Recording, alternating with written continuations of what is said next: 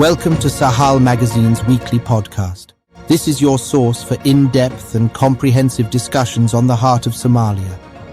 I'm your host, Bilal Mohamed, dedicated to sharing the untold stories from Somalia for Somalia and about Somalia. If our work resonates with you, please subscribe and consider extending your support by becoming a Patreon. Today, we wade into the treacherous waters of corruption swirling within the Somali Federal Government.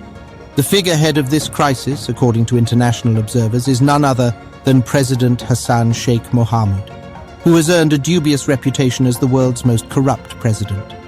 We have 4 detailed reports today, each unmasking a facet of the pervasive corruption, clanism and nepotism plaguing our nation. The first report takes us to the government offices of Mogadishu, where we unpack the curious case of the arrest and selective release of several local government officials. Late May saw these officials apprehended on charges of corruption and theft of public property. On the surface, President Hassan Sheikh's refusal to grant bail to the accused indicated a resolve to fight corruption. However, a striking contradiction to this anti-corruption stance soon emerged. A special envoy of the president successfully secured bail for 2 government members from 2 districts in Mogadishu, who conveniently belong to the president's family. Meanwhile, 3 individuals from other Somali clans, denied bail, continue to languish in custody.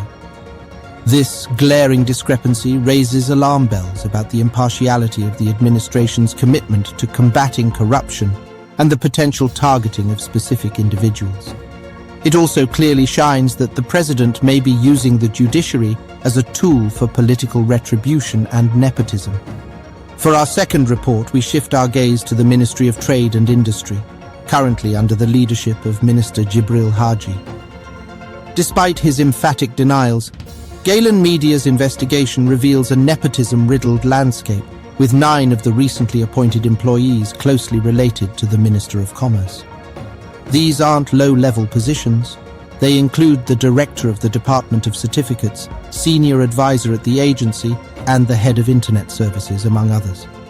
This evidence contradicts Minister's claims and unveils a disturbing trend of favoritism and unethical hiring practices.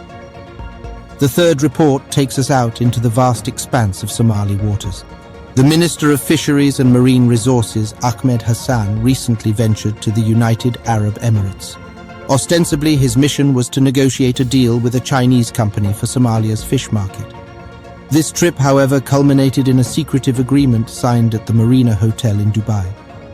The contract allows 300 fishing vessels unrestricted access to Somali waters in exchange for $2.5 million. The disgraceful devaluation of our precious marine resources raises questions about the government's management of our nation's wealth. Furthermore, the involvement of the president's relatives and campaign financiers in the negotiation process raises doubts about potential conflicts of interest and further widens the already large corruption gap. Finally, we turn to the health sector, where a peculiar trend of outsourcing is emerging. The Minister of Health has been utilizing the World Health Organization to complete basic administrative tasks, citing a lack of skilled personnel in his ministry.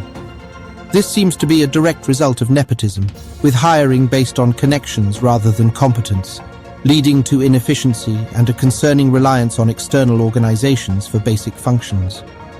By spotlighting these issues, we hope to inspire a commitment to transparency, accountability, and ultimately the eradication of corruption. These stories aren't just tales of misdeeds, they're a call to action for each of us. We must confront these injustices and work towards a better Somalia. Please continue to follow Sahal Magazine on our various platforms and extend your support on patreon.com.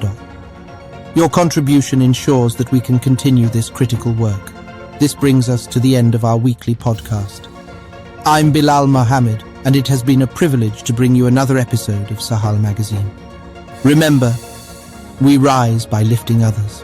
Stay safe, stay vigilant, and join us again next time as we delve further into the untold stories of our beloved nation.